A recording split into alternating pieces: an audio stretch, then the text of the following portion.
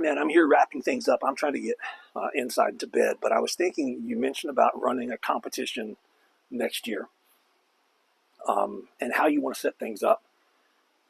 There are a lot of things that I learned from competing, the shows that I like competing in, the shows that I saw were a big failure, and the shows that I saw that were just almost perfect as far as an athlete feeling great, and how I wanted to have my competitions, every competition that I've run. So I've ran amateur shows in the U.S. I've ran mini amateur shows here in Cyprus, and I've run a pro show for Eurosport, which is like the European or the worldwide version of ESPN.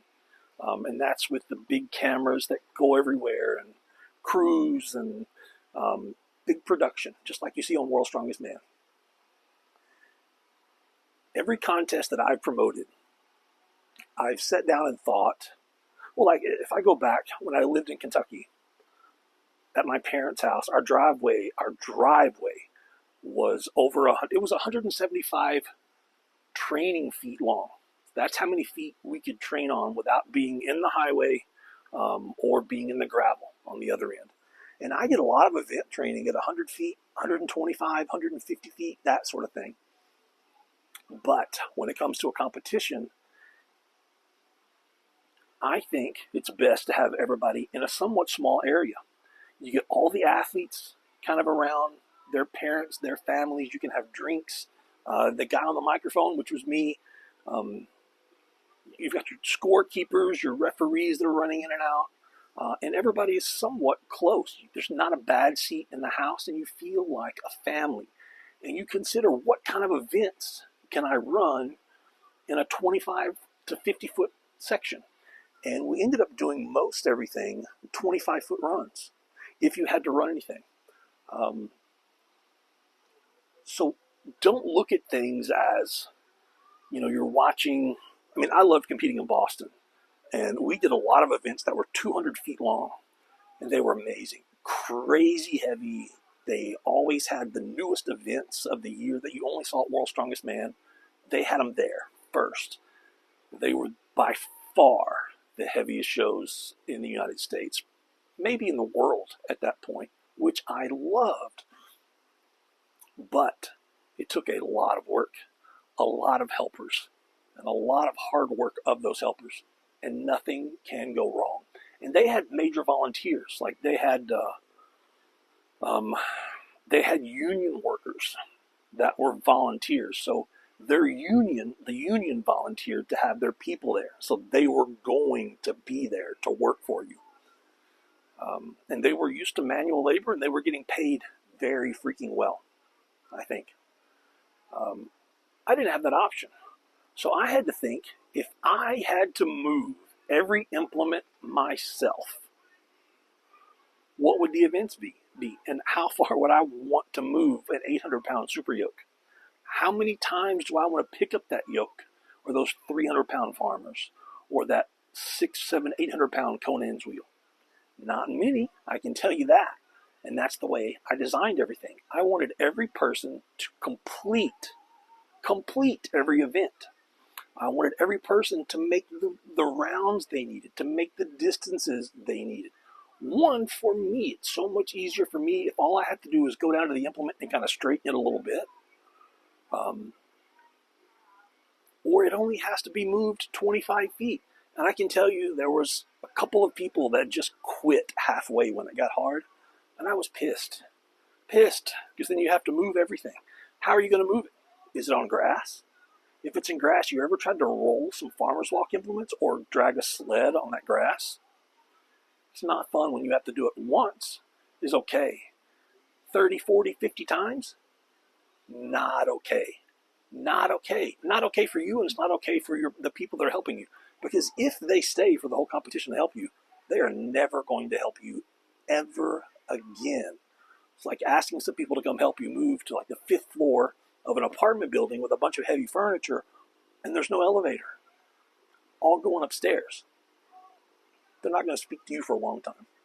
So I set up everything on 25 feet. Like we had super yoke down, farmer's walk back, sled drag. And they were We had one event that was 4 sleds. So maybe a super yoke, farmer's walk, tire flip, sled drag at one competition, 25 feet each.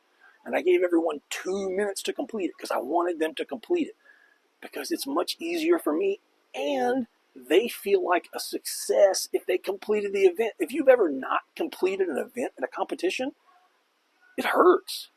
I mean, it hurts something in you. I didn't finish that event. I came really close. I just didn't finish it. Let them finish it. There's nothing wrong with that. Set 2-minute time limits, 2.5-minute time limits. It's much better to give them an extra 30 seconds to move it than you have to walk out and spend 5 minutes moving it for each person. Much better. So I set up everything in as short runs as possible. Don't have any implement or event that you can't move yourself for every single athlete. And this was back when Atlas stones, nobody had platforms. There was no such thing as drop pads, crash pads. You loaded them on top of a barrel, a steel drum, with a car tire on top. So the stone went inside, and it was held inside that tire. And every stone, you can't just roll it off. You've got to pick it off and reverse unload every stone yourself. I did a 10-stone run that way, and it was horrible. It was the last event of the day. So you get some helpers, you get some training partners that went early on, and they've finished the competition. You beg them to help you, whatever it takes. But set things up so they can be completed. Start small, be a success.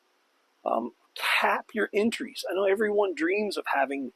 We're gonna have 80 athletes or 50 athletes. You know how much work you have to do for 50 athletes? Cap it at 20. Cap it at 20. Cap it at 10 and run a show. Don't run some big competition where everyone's competing to go to nationals or worlds or whatever. Run a show. What if you were doing a competition in a local bar? In a bar, and everybody's inside drinking, eating, having a good time, appetizers, half-price appetizers, 2-for-1 beers, whatever. What could you have on a 10-foot by 10-foot stage?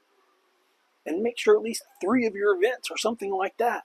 Hercules hold, a crucifix hold, a log press, a car deadlift, something where you don't have to move anything. You can have all of the events pretty much set up before the competition starts.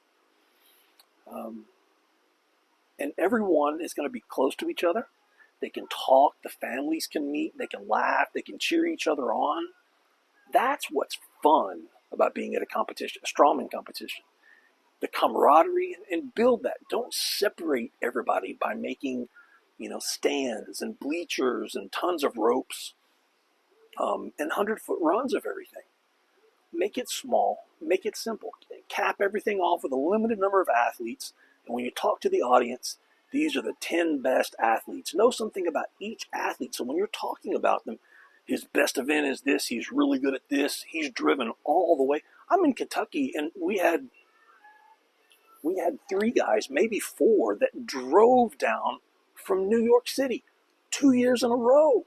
We had people that flew in from Washington State to the middle of nowhere in Kentucky, and it's a 2-hour drive to the nearest airport where I lived. And they did it 2 years in a row because it was family and it was fun, and you don't miss your chance to be there. Make sure that every athlete goes home with something. Grown men don't care about getting a trophy or a medal, but they do care about going home with something. I had really nice coffee mugs made and etched in the coffee mug. It had my logo. It had the year, and it said Kentucky's Strongest Man. And even to this day, people still send me random photos. Woke up this morning, went downstairs, made a cup of coffee with my Kentucky Strongest Man coffee mug. 25 years later, they still have that coffee mug. They never forget that. Take care of your athletes. Take care of everyone that helps you. Every single person that helps you. And run a family show. When you get ready, we'll design some events. We'll design some weights. We'll help you test everything out. We'll make it run smoothly. I've got confidence in you, man. I know you can do this right. Anyway, talk to you soon, man. Have a good one.